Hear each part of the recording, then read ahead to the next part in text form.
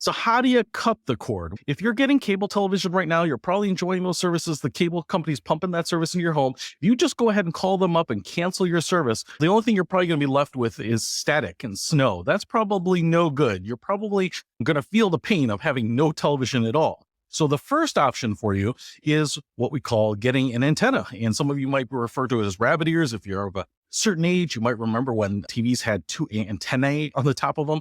But that's not what they look like these days. In fact, what they are generally a very thin sheet of plastic, about the size of a sheet of paper, and they're often black like this. They often have some suction cups because you want to put these generally in a window. And so you'll buy one of these antenna, put it in the window, and then run the cable from that antenna and just plug it right into the back of your TV.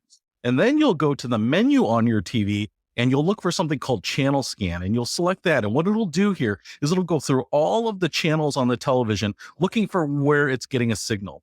And then when it's done, and I'll tell you, depending on the number of channels that you have available in your area, it may take a couple minutes, it may take 10 or 15 minutes. Here in the Chicago area, when I did it, it took a little while to find all the channels.